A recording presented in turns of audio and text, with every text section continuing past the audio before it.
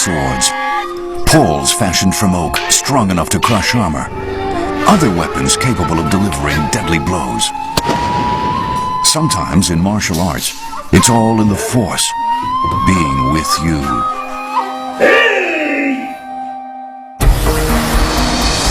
Kobudo marshals that tradition. Despite the image of refinement and sometimes spirituality, martial arts grew up on the battlefield. They were the warrior's means of survival. Nicholas Pettas is the warrior's descendant. His battles are fought in karate and other combat sports. But he wants to know why the combat techniques of the samurai have survived.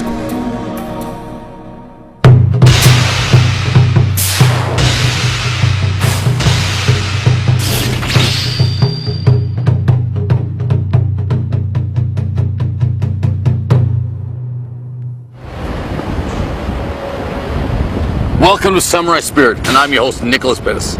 In today's program, we're going to find out exactly what Kobudo is, which literally means ancient martial art. Originating on the battlefield of the samurai warrior, it is a style based on one concept only: survival. And here we are at Tokyo Station, just about to get on a bullet train to go down to find an excellent dojo to demonstrate exactly what Kobudo is.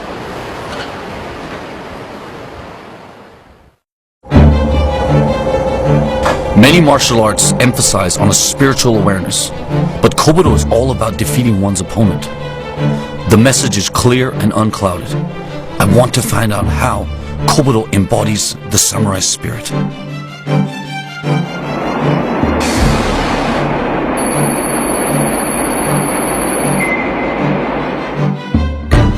Nicholas heads to the foot of Mount Fuji. It's the home ground of a school of Kobudo with a history of well over 400 years. The search starts here.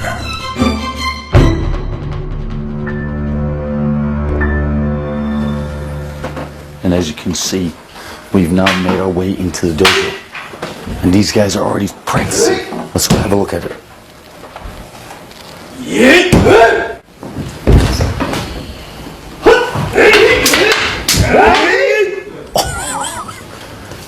You have a look at what these guys are doing? I'm just gonna walk inside and check it out.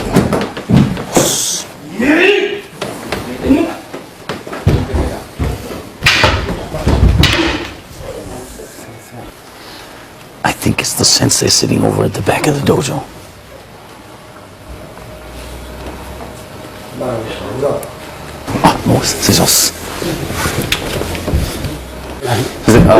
My name is Nicholas Pettas, and I'm here to... It's my pleasure. Spirit. Very nice to meet you. Yoshimitsu Katsuse Kagehiro is the 15th heir of the Suio Ryu school of the Aikenbo. He's one of a handful of Budoka martial artists who have mastered multiple Kobudo techniques, including sword fighting. The Suio Ryu tradition was born in an age of feudal war. Its insights are handed down generation by generation to a single heir based on skill, not family ties. That's how Katsuse assumed his position. He was the one selected to inherit the scroll containing the teachings of the school. Demonstrations in the Suio Ryu tradition take on a real edge. They use actual swords.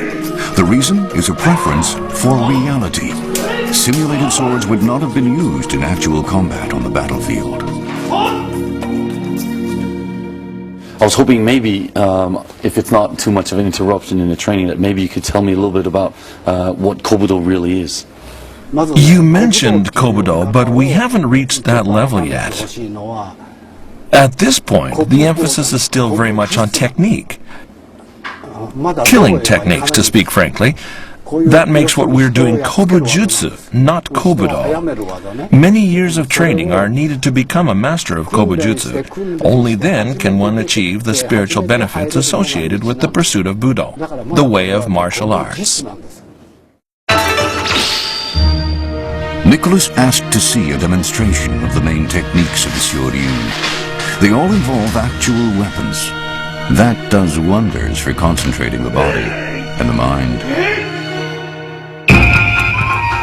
Kusarigama Jutsu. These are techniques for using a sickle and chain to devastating ends.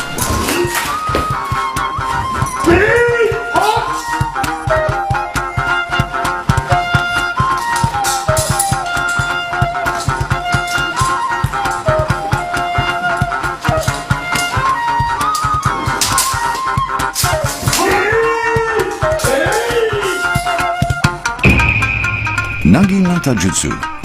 These techniques makes use of naginata, a weapon in which a blade similar to that of a sword is mounted on a long staff.